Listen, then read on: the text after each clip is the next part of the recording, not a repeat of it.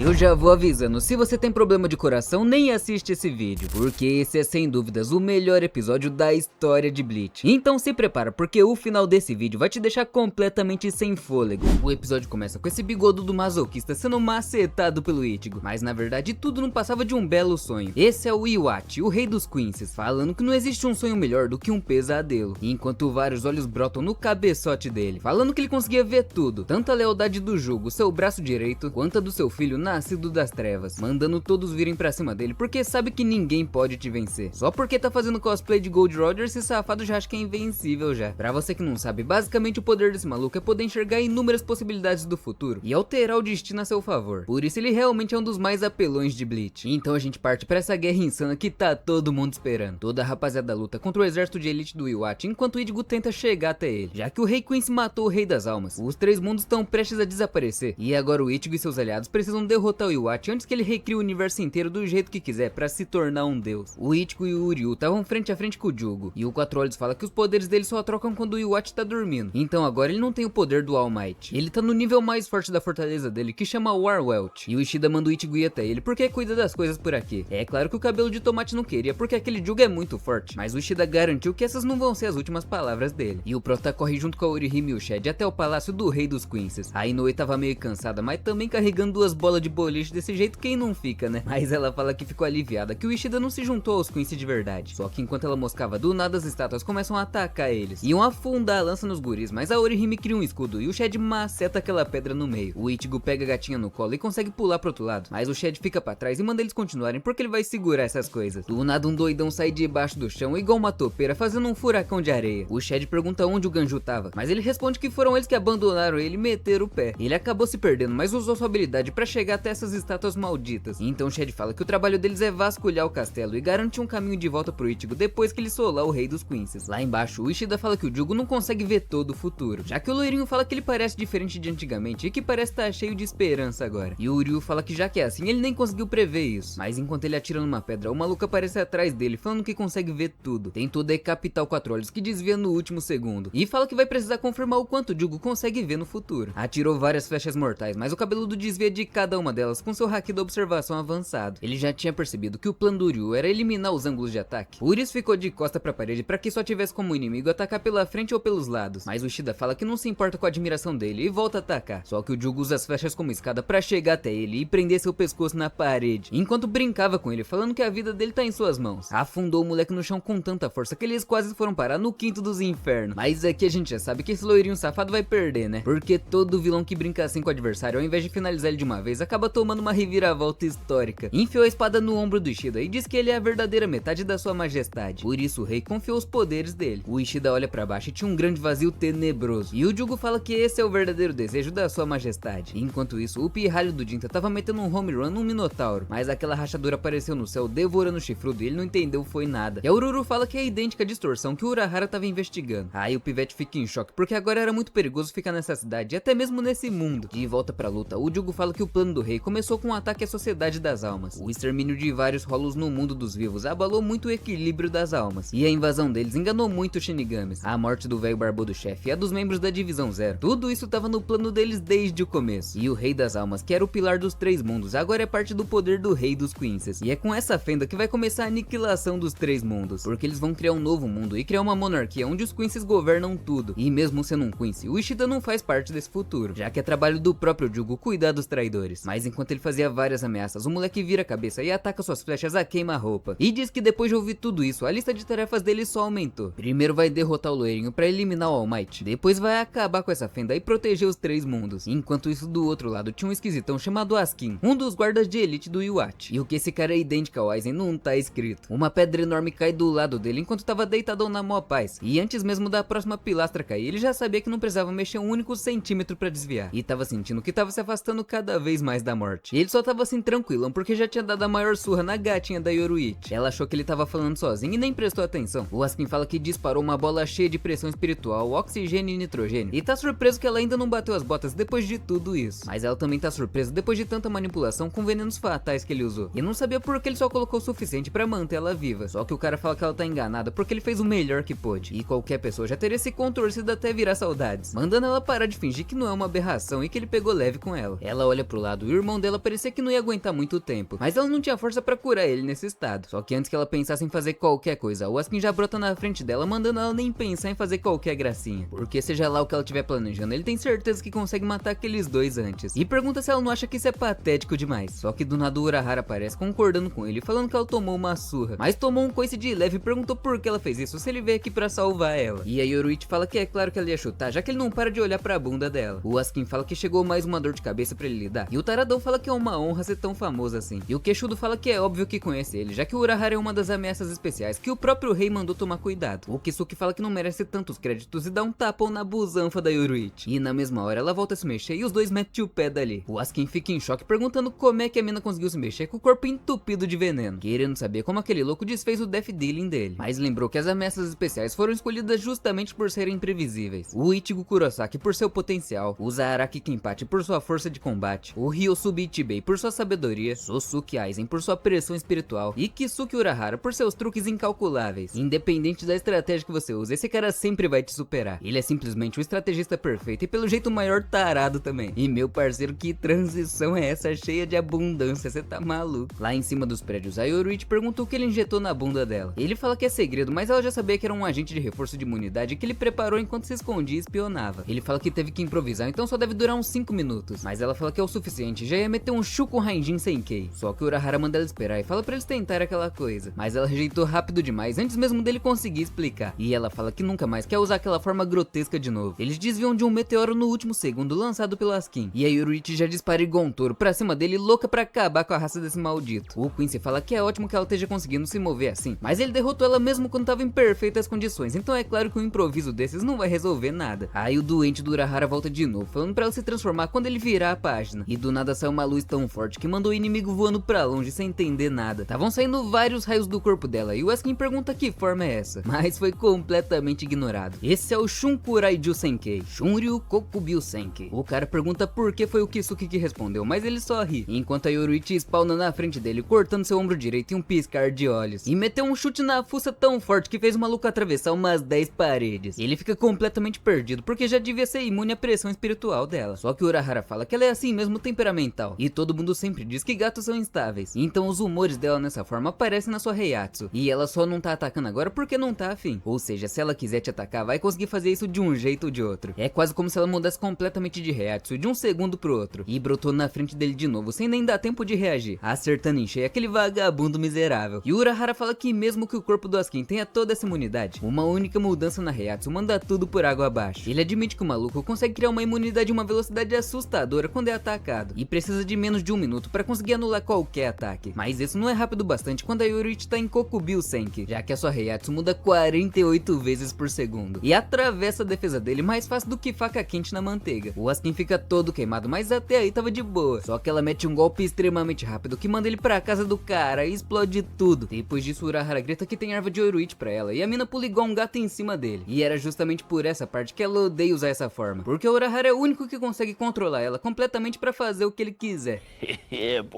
Só que do nada ela volta a sentir dor e fica paralisada porque tava quase acabando os 5 minutos, e o reforço imunológico tava prestes a acabar. Ele fala que ela fez um bom trabalho e manda eliminar o veneno do corpo sem pressa. Ele ia procurar o corpo do Askin e garantir que ele foi de Vasco, mas falando no diabo, uma energia roxa insana aparece na frente deles e começa a crescer cada vez mais. Essa era uma bola presente deluxe, o ataque mais poderoso que ele podia criar, e o Askin volta em uma transformação sinistra sem um único arranhão. Essa era sua forma Hasren, perguntando se ele não fica muito descolado nela. O episódio 2 começa em um jardim botânico com mais mato que o matagal, e a Orihime falando que aquela flor lembra o Ichigo, mas a Tatsuki fala que aquela tava muito vermelha pro cabeça de cenoura, e mandou ela parar de pensar no namoradinho dela porque eles têm mais coisa pra ver ainda. Mas a Ruivinha ainda para e pensa que o coração do Kurosaki deve ser da cor daquela planta, já que ele é quente, gentil e gostosão. Só tá faltando ela pedir pra ele botar ela na chapa de uma vez. De volta pra guerra, o Askin tinha evoluído ainda mais, e agora ele conseguia provar as 48 variações da Heiatsu da Yoruichi em um único segundo. Então se ele aguentar o ataque dela por 1 segundo na sua forma Volstaging, vai ser infectado 48 vezes. E tudo que ele vai precisar é de tempo pra analisar aquela Heiatsu e se tornar completamente imune a ela. O Urahara tenta pegar alguma coisa, mas é impedido, com um cosplay de Aizen falando que mesmo que ele consiga aumentar mais ainda as 48 variações por segundo, não vai adiantar. E o imbecil começa a explicar as capacidades do seu Volstaging. O Hasren se adapta às mudanças de um veneno. Se a base for a mesma, o Hasren pode produzir imunidade contra ele na mesma hora. Ou seja, agora a Yoruichi pode mudar a sua Heiatsu até 1 milhão de vezes por segundo. Mas como o corpo dela é o mesmo, o Topetudo ainda vai fabricar imunidade contra ela. E ele fala que a partir de agora eles não vão conseguir arrancar nenhum único fio de cabelo dele, principalmente com a gatinha caída no chão depois de acabar o efeito do antídoto. Então pergunta pro Urahara se é a primeira vez que ele é superado desse jeito, e manda várias bolas roxas que se conectam no céu, e conta que é impossível fugir desse Gift Berite. Então Urahara fala que ele não quer mesmo que eles saiam dali, como se não soubesse que eles são inimigos, mas joga na cara que o Askin não parece alguém que age por lealdade. O cabelo lambido ficou ofendido, mas fala que é verdade, porque ele só tem o mesmo interesse que o rei de destruir os 3 mundos, e o Iwate é realmente o único capaz disso. Pergunta se Urahara não tem interesse em saber como é o mundo que a majestade vai criar depois de destruir os 3 mundos, mas na mesma hora o Kisuke brota na frente dele e puxa sua espada tão rápido que quase degola o vagabundo, que fica surpreso dele ainda conseguir se mexer tão rápido dentro do Gift Berite. O espadachim fala que talvez o Capitão Mayuri pudesse se interessar nesse papinho de psicopata, mas nem ele, que é louco, vai gostar de ver o que o doente do Iwate vai criar, já que se ele quer ver algo novo que ninguém jamais viu, tem que fazer com as suas próprias mãos. O Askin abre um sorrisão falando que gostou da resposta, mas ainda quer ver a versão da sua majestade, e manda um Gift Ring que desaparece, mas surge dentro do olho do Urahara. Essa é a carta na manga dele que ele usa contra oponentes tão fortes que nem o Death Dealing dá conta, já que esse poder concentra o próprio Death Dealing em um único ponto praticamente impossível de desviar. E o corno fala que se ele tá sofrendo agora é culpa dele por ser forte demais, já que se fosse um fracote qualquer seria eliminado sem sentir tanta dor. E fala pro Urahara que a única forma de matar ele agora vai ser destruindo cada um dos seus órgãos. E meu parceiro se prepara, porque agora vê o momento que todo fã de Bleach esperou a vida inteira pra ver. Assim como Shanks só foi mostrar sua verdadeira força depois de 25 anos em One Piece. Depois de 22 anos, esse chapeleiro vai mostrar sua arma mais forte. Percebeu que o Askin realmente estava se dedicando pra te matar, e não tem outra escolha a não ser usar sua... Bankai. O Topetudo entra em choque na hora, porque uma sombra misteriosa aparece, e de dentro dela sai uma geisha gigante se arrastando no chão.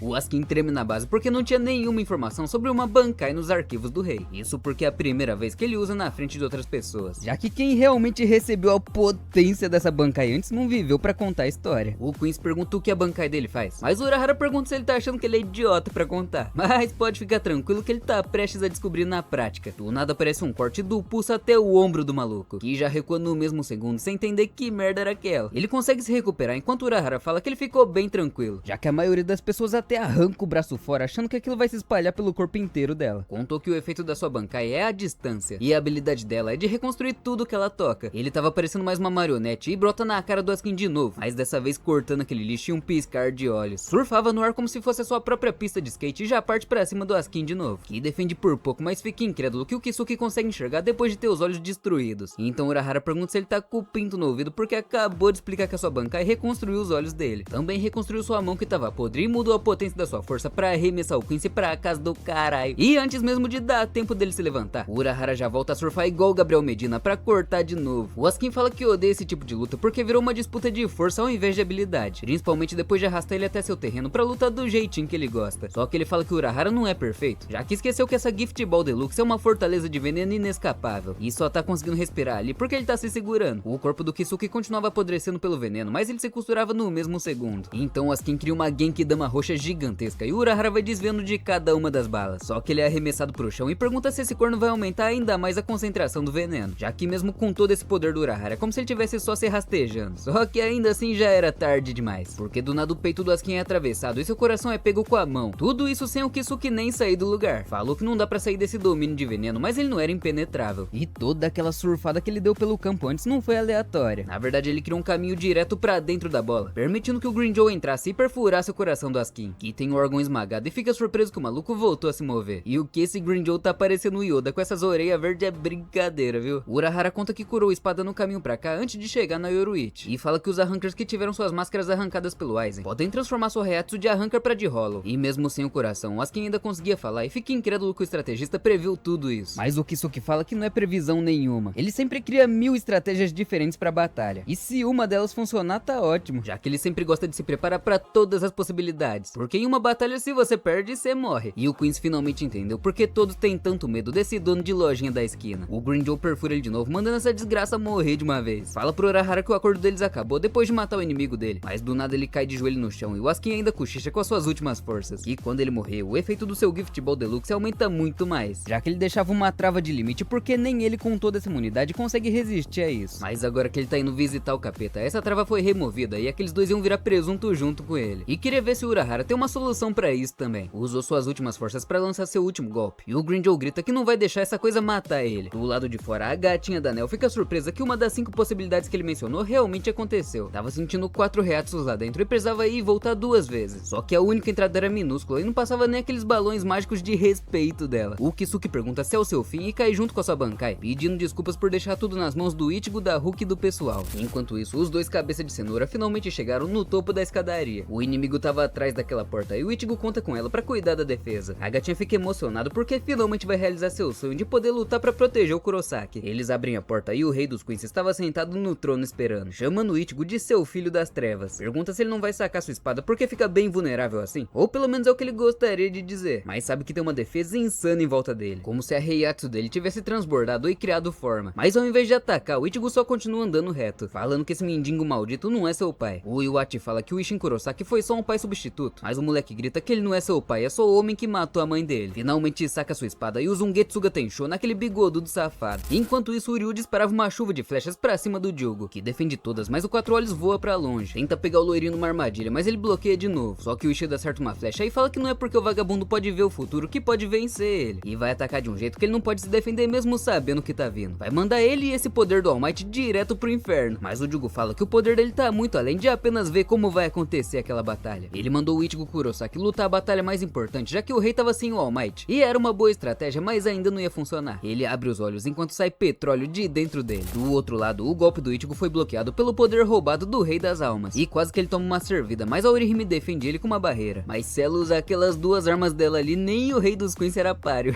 A barreira foi quebrada facilmente e o Ichigo puxa sua outra espada pra ir pra cima. O Iwate fala que a mãe dele morreu como deveria, já que deu a luz ao moleque e viveu pelo Rei dos Queens. Então com certeza não poderia desejar felicidade maior. Mas o Ichigo fica com tanta raiva que se descuida e é arremessado pra longe. A Orihime corre até ele depois de cair no chão igual bosta. E o bigodudo se levanta perguntando se já pode ligar o monitor para começar a jogar sério. O Diogo fala pro Ishida que foi uma escolha inteligente focar o All Might, mas foi muita burrice achar que podiam derrotar o rei só por ele estar sem esse poder. Usou o All Might e foi cercado por uma névoa negra, falando que o desespero começa agora. E o mesmo valia pro outro lado. O Ichigo corre pra cima igual um búfalo sem se preocupar com nada. E o rei pergunta por que ele trouxe aquela bonequinha pra batalha de pai e filho deles. Manda ele não ser tão impaciente e atinge ele por baixo com a sua névoa negra, falando que o prota vai ser consumido por ele. Mas não tem graça se ele correr direto pra morte desse jeito. Perguntando se ele faz ideia de quanto tempo levou e quantos milagres ele precisou pra criar ele. E manda o Ichigo morrer depois de gastar todo o seu poder. Quando o Ichigo ia ser devorado pela escuridão, a Orihime usa um Santa Ikechun pra defender ele. Mas ele manda ela se colocar no seu lugar e manda a coitada voando pra longe. Quebra a barreira dela no ar e faz ela se debater de um lado pro outro igual uma bola de ping-pong. O bigodudo fala que os mesmos poderes que fluem no Ichigo também fluem nele. Por isso ela aceita os ataques dele inconscientemente. Mas quando ela ia ser atingida, o prota entra na frente e toma o golpe. A Orihime ainda usa sua barreira pra amortecer a queda, mas ele cai com o bundão na cara dela. Como ele queria que fosse ao contrário.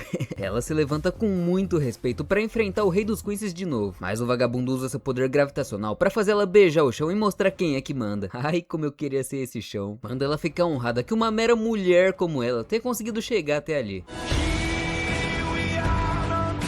Só que mesmo também sofrendo aquela magia gravitacional, ela cria uma barreira só em volta do Ichigo, falando que não vai deixar machucar ele. E dessa vez ela realmente consegue rejeitar todo aquele poder e mandar de volta pro espaço. O cabelo de cenoura já aproveita a chance e mete um Getsuga Tensho que é bloqueado facilmente pelo Yurrabarra. O prota fala que vai fatiar ele no meio, mas o bigodudo conta que se ele fizer isso é a mesma coisa que destruir o mundo, porque nessa altura do campeonato ele já se tornou o próprio mundo. E enquanto isso, lá na luta de Queens, o Diogo fala que enquanto tiver os poderes do rei ele pode fazer qualquer coisa, e manda o Ishida sobreviver a essa bomba se for homem de verdade. O Quatro Olhos cria uma barreira pra se defender, enquanto o loirinho fala que esse estilo de luta dele é uma vergonha, e disse a mesma coisa que o Ichigo acabou de ouvir, que derrotar a majestade que se uniu com o Rei das Almas seria a mesma coisa que condenar esse mundo ao fim. Chicoteou o Ryu até quebrar sua barreira e perfurou ele com seus espinhos negros, mas o moleque se levanta rindo, falando que sabe muito bem de tudo isso, mas também sabe que o Ichigo diria que vai derrotar aquele verme do mesmo jeito, e foi exatamente isso que ele falou pro bigodudo. Diz que ele conhece as pessoas que sempre protegeram esse mundo, e que esse lixo tá pisoteando exatamente tudo aquilo que eles sempre protegeram. Tem muitas pessoas que ele quer proteger, e se pra isso ele tiver que destruir o mundo, que assim seja. Usa um Getsuga Judisho tenebroso, mas nem isso funcionou. O rei fala que mesmo o Ichigo sendo burro, ainda consegue entender a verdade inconscientemente, e é por isso que hesita em derrotar ele. Diz que o plano do Ichibe tá correndo exatamente como ele queria. Ele deu as memórias do Rei das Almas pro Ichigo pra ver se ele era digno de existir, e perguntou se o moleque pelo menos sabe por que ele tem todos esses poderes de humano, Shinigami, Fullbringer, Quincy e Hollow. Diz que ele veste preto porque é a cor do caos, e o caos é a Heiatsu do Rei das Almas. E quem controla esse poder negro é o próprio Ichibe. Fala que ele tem certeza que o Ichibe mandou ele proteger o Rei das Almas. E na mesma hora o Ichigo lembra de todas as falas duvidosas que esse careca barbudo falou. E então o Rei dos Quinces conta que o verdadeiro objetivo do Ichibe é transformar o Ichigo no próximo Rei das Almas. Uma figura simbólica que ia servir só para seu equilíbrio entre os três mundos. Praticamente um amuleto sem vontade própria. Essa é a visão de paz do careca. Mas pro Ichigo isso seria praticamente a morte. Só que depois de ouvir tudo isso, tanto o Ichigo quanto o Ishida perguntam qual é o problema. E daí se ele se tornar o Rei das Almas? Porque se não derrotar esse maldito rei agora, não vai ter mais nada pra proteger. Rushou pra cima do Yurrabarra e meteu um corte no ombro esquerdo dele. Enquanto isso, os Vizers estavam se tremendo todo com a força daquele He-Man, que perguntava se esse é todo o poder dos capitães das 13 divisões. Disse que mal conseguia sentir aquela Heiatsu fraca deles, e que esmagar eles vai ser como pisar em formigas na areia. A Hiyori chama ele de careca e falou que não tá nem aí pra esse milagre dele. Mas ele fala que tem mais cabelo do que ela e desfaz o golpe com um estalar de dedos. Mas o Shinji aparece usando um sacanage que deixa tudo de cabeça pra baixo. E pula nele igual o Levi, cortando a nuca de um titã bestial. Todo mundo aproveita a brecha pra atacar aquele Golias com tudo. Os Vizers usam seus ataques mais fortes que explodem na cara dele, mas não causou nenhum arranhão naquele maníaco que já correu pra dar uma muquetada e mandar eles pra longe. Diz que desse jeito as coisas nunca vão acabar, então queria era destruir tudo de uma vez. Mas o Toshiro aparece farmando aura e congelando o braço inteiro daquele gigante, falando que não pode deixar ele destruir tudo e mandando ele ficar ali congelado pra sempre. Ele se apresenta como capitão da 10ª divisão das 13 divisões de guarda da corte. E o Sternritter também se apresenta como Gerard Valkyrie da guarda real. Destruiu aquele gelo e já partiu pra esmagar aquele pivete. Mas o cosplay do Killua fala que não veio aqui pra fazer amizades. E na mesma hora já usa sua Bankai, que dessa vez congela o corpo inteiro do gigante em um piscar de olhos. Enquanto isso lá no Palácio Real, depois de ter o ombro cortado, o Yurrabarra fala que essa foi uma resposta muito infantil. Se regenerou na mesma hora e macetou o Ichigo com tudo na parede, falando que é dever do pai educar seu filho. Mas o cabelo de cenoura dispara mais uma vez. Mesmo sendo rebatido toda hora, ele continuava voltando sem desistir. E os dois estavam tão rápidos que o Orihime nem conseguia acompanhar pra dar sua barreira. O Rei Quincy lança uma chuva de lâminas negras e o Prota fatia cada uma delas. A Ruivinha tenta segurar a capa dele pedindo pra esperar, mas tomou um olhar do anjo caído e foi completamente ignorada. O Yurrabarra pergunta por que ele tá correndo direto pra morte e por que não mostra logo todo o seu poder. Por acaso tá com medo que ele tome seu poder assim que for usado, mas falou que se o Ichigo não levar essa luta a sério ele vai morrer e toda a Soul Society e o mundo dos humanos vão estar condenados. A Orihime cria uma barreira de regeneração e até o Bigodudo fala que ela tá dizendo pra ele curar os ferimentos antes de partir igual um búfalo. E mais uma vez mandou ele lutar e morrer usando todo o seu verdadeiro poder. O poder na lâmina do Ichigo começa a se dissipar e o Bigodudo manda outra chuva de lâminas pra cima dele. Mas a Inoue entra na frente e tanca todo o golpe com outra barreira. Diz que quando segurou a capa dele não viu o rosto de alguém que tinha perdido o controle. Era tudo um plano dele pra acordar um certo alguém. Na verdade a espada dele não tava perdendo seus poderes, tava despertando uma espada branca em chamas. Essa é a sua transformação Horn of Salvation, uma forma híbrida que ele manifesta o seu poder de Hollow junto com o de Shinigami. Enquanto isso lá embaixo, o Toshiro ia dar o golpe final, mas o Gerard consegue se soltar de todo aquele gelo, falando que vai fazer geladinho de ninho com Nutella desse moleque exibido. Por sorte o Byakuya tava esperto e conseguiu proteger as costas do Jack Frost. E falam que pelo tamanho desse gigante não deve ser covardia eles lutarem 2 contra 1. Os dois começam a discutir do nada enquanto o He-Man corria pra cima deles, mas do nada seu braço é fatiado e Zaraki Kenpachi aparece perguntando como um bando de capitães de divisões estão sendo amassados por esse fracote. Só que esse corte todo só deixou o maluco ainda mais forte, porque a mão dele se regenera e fica mais poderosa do que antes. O Zaraki acha isso divertido e queria ver o que acontecer se cortar ele em pedacinhos, mas o Toshiro chama ele de idiota e bloqueia o golpe, porque se ele fizer isso, o maluco vai ficar praticamente imortal. Sem contar que se um gigante desse tamanho for destruído em pedaços, vai ser como uma chuva de meteoros que vai destruir o Seireitei inteiro. O Gerard aproveita que eles estão discutindo de novo pra pisar neles igual uma formiga, mas o Kenpachi é tão forte que levanta aquele maluco e desequilibra ele, fazendo ele cair de bunda no chão. Fala que já que é assim é só cortar a cabeça dele fora que tá tudo certo, mas tomou uma escudada na boca e foi mandado voando pra casa do carai. O Golias fala que esse aí é forte e pela primeira vez vai começar a lutar a sério, porque até agora ele tava usando só as suas mãos, mas ele é digno de virar ferrugem na sua Hofnang. O Zaraki fala que com esse escudo duro e essa pele resistente, esse cara é o saco de pancadas perfeito pra ele. Usou sua Nozarashi e até o Toshiro fica em choque, perguntando quando ele aprendeu a usar Shikai. Só com a sua espada ele bloqueia aquele gigante maldito e repele ele pra longe, mas a Rapunzel chama ele de idiota por ter lascado sua espada. Na mesma hora a barriga do Zaraki é cortada como se tivesse batido em um boneco de voodoo. Mesmo depois disso os dois capitães imbecis fazem a mesma coisa e deixam 2 lascas na espada, cortando eles igual presunto. E o Gerard fala que o seu poder é um Miracle, que transforma os desejos das pessoas em realidade. Seu corpo indestrutível aumenta com medo das pessoas, e a Hofnang é forjada das esperanças delas. Por isso quando ela se quebra só resta o desespero, e começa a rachar o bico enquanto ele sozinho tava dando uma surra em 3 dos capitães mais fortes de toda a Sociedade das Almas. Enquanto isso no QG de operações dos Shinigamis começou um terremoto, e esse calvo fala que provavelmente o poder do Capitão Ukitake tá enfraquecendo, e se isso continuasse, os três mundos vão deixar de existir. Lá na guerra, o Gerard pergunta se o Zaraki deseja tanto assim o desespero, porque o milagre dele transforma os desejos das pessoas em realidade. E enquanto ele se gabava pro país inteiro ouvir, o Kenpachi soltava suco de morango pela boca. O Toshiro fala que esse monstro tem uma habilidade que não faz nenhum sentido, mas o Zaraki fala que é só matar ele sem quebrar a desgraça da espada que tá tudo certo, xingando ele de ingênuo por dar a resposta que eles procuravam. Mas o He-Man fala que só contou pra dar uma chance pra esses vermes miseráveis, e parecia que aqueles dois idiotas até dividiam o mesmo cérebro. O gigante afunda a espada no chão enquanto o Zaraki tenta cortar ele, mas é arremessado pra longe, e volta rindo com os dois se elogiando que o inimigo é mais rápido do que esperavam. O menino Picolé tenta pegar o Gerard pelas costas, mas antes do cara conseguir se defender, o próprio Zaraki rebate o Shinigami, mandando ele não se meter na luta dele. E o Byakuya manda deixar pra lá porque não dá pra convencer alguém que não tem cérebro. Só que o Toshiro fala que nem o Kenpachi pode solar um cara como esse. Ele até já tirou o tapa-olho porque sabe que tem que usar todo o seu poder. Diz que vai achar uma chance pra congelar aquele gigante, então o cabeludo devia usar Senbon Zakura pra pulverizar ele. Lá em cima a luta dos dois maníacos continuava, mas só o Zaraki era atingido, enquanto o Gerard ria porque sabe que é impossível lutar contra ele sem lascar sua espada, já que elas se lascam naturalmente em uma luta e o desespero vai ser gravado no corpo dele. E diz que a determinação dele não vai ser o suficiente pra igualar a diferença de poder entre eles. Os outros dois capitães tentam botar o plano em ação, mas o gigante percebe na hora que estavam tentando pegar ele desprevenido, gritando que ele é o maior, mais forte e mais rápido dos Quincy's, um guerreiro com a tromba de 5 metros. E enquanto o Kenpachi estava estirado no chão, lembrava da Yatiro mandando ele levantar, falando que se ele usar ela direito não tem ninguém que ele não possa cortar. A mão dele começa a brilhar enquanto ela fala que o nome desse poder é Bankai. Uma energia simplesmente monstruosa, explode tudo ao redor, e nem os capitães estavam aguentando. E aquela com certeza era a Reiatsu do Zaraki, só que 1000 vezes mais forte. Ele se transforma em um demônio de pele vermelha e todo mundo fica em choque, menos o Gerard, que fica decepcionado, achando que aquela luz toda seria a Bankai dele, mas é só uma lâmina quebrada de um cosplay de Satanás, falando que tá decepcionado e nem quer mais usar sua Hoffnang contra uma lâmina quebrada, então vai pulverizar ele na base da porrada. Mas o Zaraki simplesmente morde a mão dele e arranca o braço inteiro daquele maluco. Jorra tanto sangue que parecia uma cachoeira. O braço do Zé Pequeno já se recuperava enquanto ele falava que era inútil, mas o capitão brota na cara dele, fatiando a testa dele e o escudo no meio, pega impulso numa pedra e dispara com uma cabeçada no queixo que manda o vagabundo pra tão longe que ele quase cai no Void. Mas é claro que ele tira poder da bunda e simplesmente nascem asas nas costas dele, que tava incrédulo que um mero Shinigami tá levando ele ao limite. E com esse próximo ataque vai pulverizar esses malditos até virar cinzas, mas sem a menor dificuldade. O Zaraki fatia aquele lixo em 2 pedaços, fazendo ele cair no chão igual bosta. Todos os Shinigamis ficam incrédulos, e o Shinji pede pra Momo cuidar do range da Rukia, que tava um só o bagaço. O Hitsugaya tenta falar com aquela aberração, mas o Byakuya acha melhor nem chegar perto, já que só o olhar no rosto dele já mostra que vai ser mais difícil que o normal se aproximar daquele bicho, que começa a gritar igual um Saiyajin, enquanto o Gerard se regenera completamente em alguns segundos. O coração dele, que tinha sido destruído, se curou totalmente junto do seu corpo. O Zaraki já dispara pra cortar ele, mas o gigante manda um laser que desvia ele no caminho. O Seireitei começa a ser destruído, e os tenentes iam cair no vazio se o Toshiro não pegasse eles com seu caminho de gelo. Mas o grandão nem dá tempo deles respirar e já ataca de novo. Só que dessa vez ele fala que seu nome é Ashtonig, o nobre guerreiro de Deus. O Kenpachi desvia da espada dele e corre pelo seu braço pra tentar cortar o pescoço, mas não deixou nem um arranhão. Do nada seu braço direito é arrancado, e aí Atiro pede desculpas porque liberou poder demais e o corpo dele não aguentou. O cabeludo esmaga ele no chão e fica puto que o Toshiro ainda tá respirando. Taca ele pra longe, mas o Byakuya amortece o impacto com seu poder e fala pro Geladinho desativar sua Bankai. Ele já tava no seu limite e as pétalas de gelo estavam quase acabando, só que ele nunca falou que seu poder acaba quando isso acontece. Na verdade, quando a última pétala cai, o Daiguren Hyorinmaru finalmente fica completo, e aquele pirralho se transforma em um adulto saradão. O Gerard fica confuso porque achou que o Jack Frost ali já tinha usado sua Bankai. Queria saber como ele mudou de forma de novo, mas na verdade não importa, porque essa nova forma deixa ele um pouco mais digno do que antes. Afundou a espada em um prédio que, se pega, era papo de caixão, e depois arremessa seu escudo com toda a força. Mas o capitão congela no ar e manda não arremessar esse trombolho, porque se cair no Seireitei vai ser um desastre. Fatiou a espada do gigante no meio, e ele pergunta se o idiota já esqueceu o que aconteceu quando danifica sua Hoffnang. Mas o Toshiro interrompe, falando que se ela for congelada, toda a matéria deixa de funcionar, e toda a esperança desse lixo já era também. Mas ele não se abala e fala que já que é assim, vai esmagar ele com uma torrente de poder, um arco Quincy sem nenhum poder sobrenatural. Mas o Hitsugaya fala que essa decisão veio tarde demais e congela completamente o seu corpo, porque isso congela água, terra, fogo e ar. E se ele tivesse disparado a flecha Quincy uns 3 passos atrás, talvez tivesse chance de acertar ele. Mas o He-Man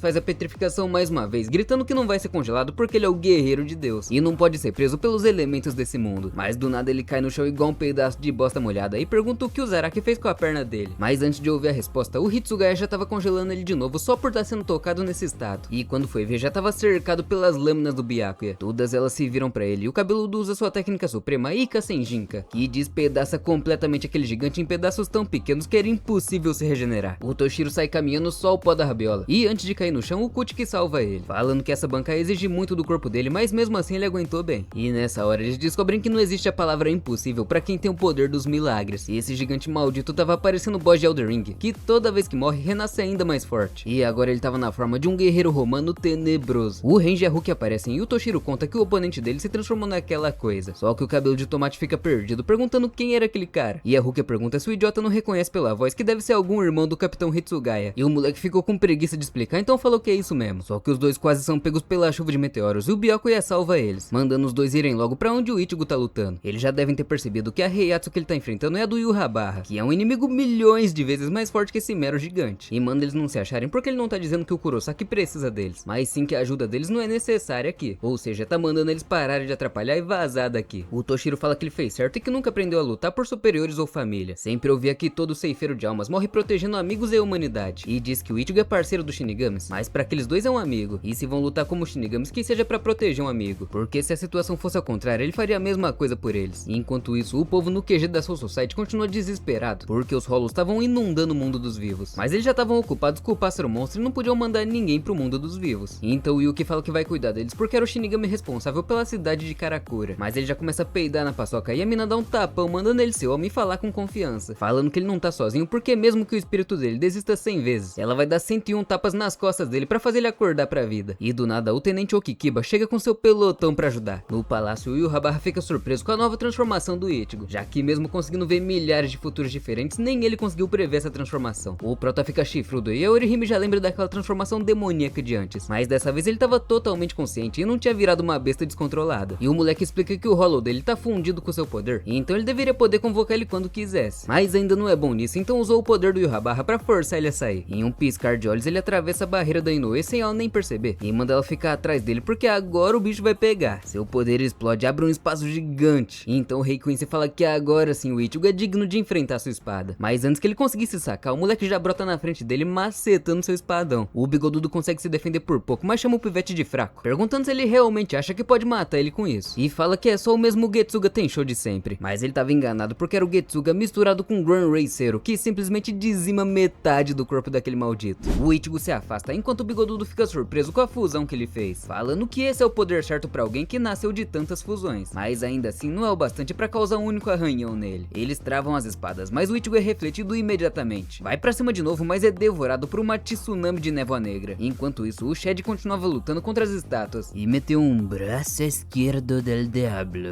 la muerte, que destroça aquele pedregulho até virar poeira. Só que não deu nem tempo de comemorar, porque eles já se regeneram instantaneamente como se fossem imortais e apontam as lanças pra acabar com os dois bunda mole. Mas do nada chegam a Hulk e o Range cortando o pescoço das estátuas e perguntando se são só eles ali e cadê o Ichigo. E o Brutamonte conta que ele foi junto com a Orihime pra derrotar o Yurabara. A Hulk já ia sacar sua espada pra ajudar a acabar com aquelas pedras ambulantes, mas o cabelo de tomate fala pra ela não perder tempo aqui e ajudar o cabelo de cenoura porque ele cuida dessas estátuas. E o Range fica ali todo se achando como se não fosse um fracote, chamando essas estátuas de aquecimento. Lá na batalha de Quincy, o Jugo aparece por trás perguntando se o Quatro Olhos vai ficar só fugindo. Acerta a espada no ombro dele e já se defende da flecha gigante que o Ishida lança. O Uryu até tenta espremer elas pra esmagar o cabeludo, mas ele só destrói todas como se fosse cacos de vidro. Manda o último dos Quincy's erguer seu arco e lutar igual o homem, porque ele vai quebrar cada uma de suas flechas pra mostrar a diferença de poder entre eles. E o Ishida rebate falando que não vai adiantar nada se a espada dele não te alcançar. Lá no palácio, os dois estavam lutando em uma velocidade tão absurda que os olhos de mera humana da Orihime não conseguiam nem acompanhar. O Ichigo fatia o rei dos Quincy's 2 vezes, mas parecia o Luffy lutando contra o Smoker ou o Crocodile sem nenhum haki do armamento. Ele é arremessado pra longe e quase esmaga a Inoue só de meme, que tenta usar sua barreira pra se defender do poder do Yurabara, mas é devorado e fica caído no chão. O Prota ainda é capturado enquanto o bigodudo pergunta qual é o propósito da existência dele. Diz que provavelmente o Ichigo responderia que é pra proteger os fracos, mas essa é uma resposta de fracassados, já que o verdadeiro poder serve pra destruir os homens, forçar o mundo a se ajoelhar e virar um governante supremo. Então se o Ichigo realmente quer derrotar ele, esse poder é o mínimo que ele precisa ter, mandando ele parar de fingir ser um herói que quer proteger todo mundo. A Orihime escuta isso e fala que é exatamente isso que ela quer proteger o Kurosaki, já que o poder dela é muito fraco pra fazer qualquer outra coisa. Mas nem isso ela foi capaz, porque o bigodudo atravessa o peito dele em um piscar de olhos, fazendo o moleque soltar suco de morango pela boca. Isso é pra você que tava achando que tava equilibrada a luta entre os dois. Na verdade, o Ichigo tava sofrendo pra acertar o rei dos Quincy's enquanto ele tava sentado e nem tinha sacado sua espada ainda. Agora que o bichão se levantou e puxou sua devoradora de almas, o bagulho ficou louco, meu filho. A Orihime tá com um leve delay mental e ativa a barreira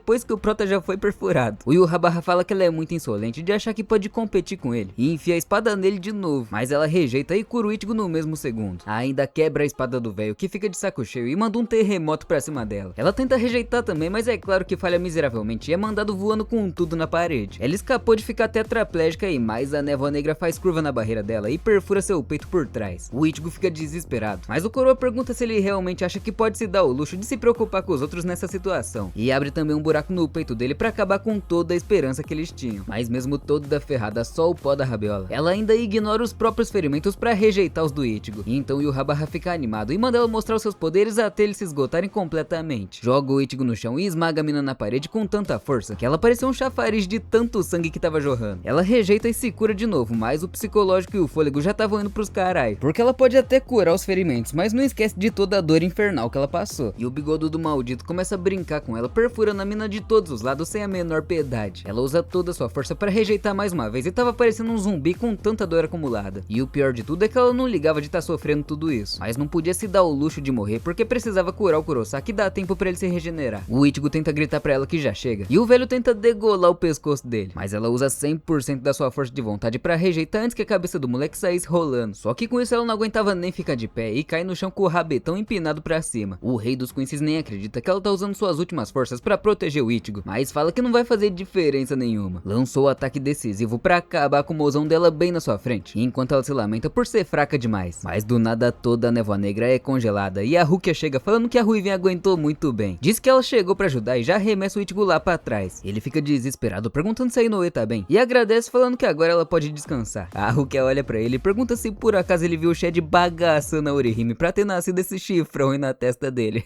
Mas o moleque fica puto falando que ele não é corno e que esse chifre é pura estileira. Do nada os dois começam a discutir, com ele falando que nem precisava da ajuda dela e ela chamando ele de ingrato. Até que o Yurrabarra, todo congelado, pergunta se essa é a ceifeira de almas que guiou o Ichigo e agradece ela por ter ajudado seu filho a desencadear seus poderes. Só que ela manda esse velho ir buscar o INSS dele, porque agora eles vão mandar ele de volta pro asilo. Enquanto isso, os dois Quincy's continuavam numa luta insana, mas o Shida tava passando mal pro braço direito do rei. Ele até consegue prender o loirinho e tenta pegar ele pelas costas, mas é impedido pela névoa do Jugo, que fala que nunca imaginou que o último dos Quincy's sacaria sua espada pra atacar o irmão pelas costas. O Quatro Olhos tenta rebater, falando que aquilo é uma flecha e que nem ele vai esperar por isso. Tenta disparar a flecha com o maluco desprevenido, mas é claro que ele já esperava por isso, e destruiu enquanto arremessou o pivete pra longe. Maceta ele na parede, enquanto fala que o Ishida combina com essa visão patética. No palácio, o Ichigo desvia de todas as névoas enquanto dispara pra cima do rei. Os dois travam suas espadas enquanto a Rukia andava em zigue-zague pra tentar congelar o maluco de novo, mas ela é forçada a parar quando vê que o prota tinha sido arremessado pra cima dela. E então os dois decidem aumentar o ritmo, mas precisam desviar de um laser gigante pra não serem obliterados. E quase que a coitada da Inoue é pega de tabela. Lá do alto, o Ichigo mete outro Getsuga, enquanto a Rukia congela o bigodudo e se prepara pra fatiar ele. Mas sem mover um único músculo, o Yurrabarra perfura os dois com a sua névoa negra e deixa a Orihime desesperada, falando que se ela tivesse mais poder, os dois não iam precisar se machucar desse jeito, achando que é tudo culpa dela por ser fraca. Ela ia usar suas últimas forças pra tentar atacar, mas o Ichigo impede ela. E na mesma hora, o El Bigodão manda esses seres insignificantes retornarem ao nada. Lança uma explosão absurda e se despede do seu filho das trevas. Mas quando olha pra trás, vê uma lua minguante vermelha e só escuta a palavra Bankai.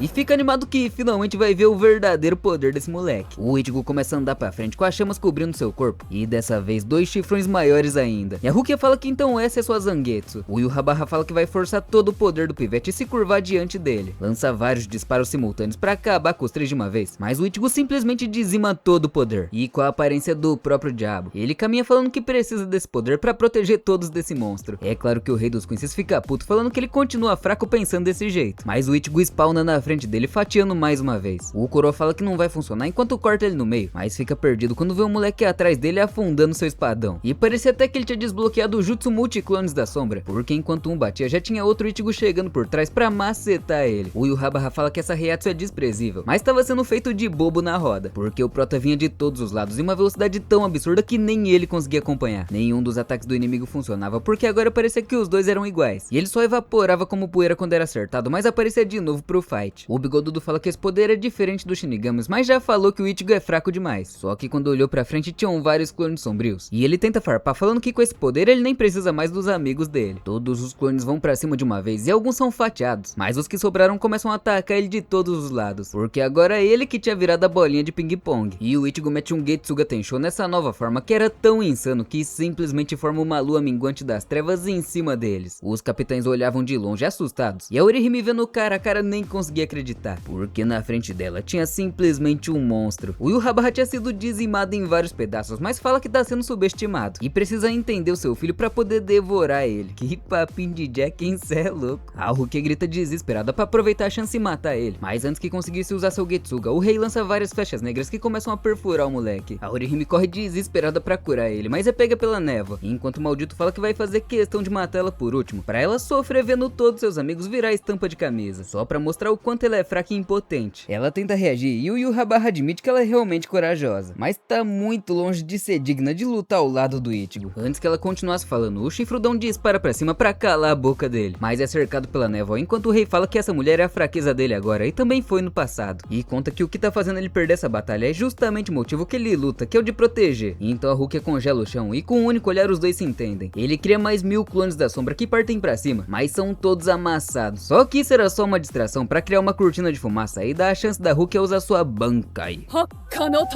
Ela congela toda a névoa junto do Yurrabarra, e mais uma vez o Ichigo usa o único golpe que ele sabe e maceta um Getsuga Tensho que faz a lua girar. Quando a Inoue recobra a consciência, tava em cima da pilastra congelada que se quebrou e fez ela cair de boca no chão. Só que o chão congelado tava se quebrando, porque a Rukia tinha sido atravessada pela espada do Yurrabarra. E ela não era a única, porque o Ichigo também tava igual um presunto fincado no chão. E a mina fica completamente desesperada, enquanto o Bigodudo fala que isso é poder de verdade. Tava rachando o bico falando que esse é o resultado da merda do poder de proteger, contra a verdadeira força que ele sempre falou. E mais uma vez a Orihime começa a se questionar, falando que nada disso aconteceria se ela fosse mais forte. Já tá achando que é protagonista essa aí. Lá embaixo o Jugo ria da cara do Ishida porque sabia exatamente qual ia ser o próximo movimento, qual era sua última carta na manga. Mas o Quatro Olhos fala que talvez ele não devesse usar o poder da sua majestade sem pensar direito, porque ele vai acabar ficando vulnerável. Mas ele também já sabia que o moleque ia tentar atacar por trás. No palácio, a presilha da Orihime se quebra e ela começa a caminhar igual um zumbi enquanto fala o nome de todos seus espíritos. O Bigodudo tenta acabar com essa peituda de uma vez, mas o raio laser dela simplesmente é desviado antes de tocar nela. Então ele começa a levar a sério e até tira o pé do cabeçote do Ichigo pra lançar vários de uma vez e mostrar o verdadeiro medo pra ela. A mina tava sangrando mais que molho de tomate, se perguntando por que seus poderes são tão insignificantes. O Jugo defende o golpe pelas costas, mas é surpreendido mais uma vez com o Ishida pegando ele por trás, porque ele já entendeu que o cabeludo precisa de 3 segundos pra poder usar o seu poder de novo. Então se ele já tinha previsto que ia ser atacado por trás, tinha 3 segundos de vulnerabilidade pra atacar ele de novo. Uma esfera brilhante aparece em volta da Inoue e ela começa a cair em câmera lenta como se estivesse na gravidade zero da lua. Ela dispara a milhão e o rei chuta o Ichigo pra cima dela, achando que ela ia simplesmente parar pra ajudar ele. Mas dessa vez ela ignora completamente e o maluco pergunta se ela vai jogar sua vida fora desse jeito. Mas uma luz aparece na testa dela e ela começa a rejeitar completamente aquele maldito. O Ishida arranca um prego que tira os poderes do Jugo enquanto a Orihime continuava avançando. O Ichigo e a Rukia falam pra ela parar porque não vai aguentar desse jeito, mas ela olha pra trás falando alguma coisa que ninguém entendeu porque a cantora não calava a boca. E os dois ficam caídos no chão do palácio enquanto a Orihime tinha desaparecido completamente junto com o Yurrabarra. E aquela hora ela tinha se despedido do seu primeiro amor Ichigo Kurosaki, falando que não se importa de dar sua vida pra proteger ele. Mano, que episódio absurdo foi esse? Você tá maluco? Já posso falar que é meu episódio favorito de Bleach sem a menor dúvida. Será que a Orihime realmente virou pó, se sacrificando pra derrotar o rei dos Queens? Se você quer que eu traga o próximo episódio assim que lançar, já comenta Bleach. Arrebenta o botão do like que eu sei que você é safado ainda não deu o like. Aproveita que eu acabei de lançar um resumão de Bleach, te mostrando em 30 minutos os 400 episódios, desde o clássico até onde a gente tá hoje. Muito obrigado pra você que assistiu até o final. Eu vou ficando por aqui. Valeu e falou.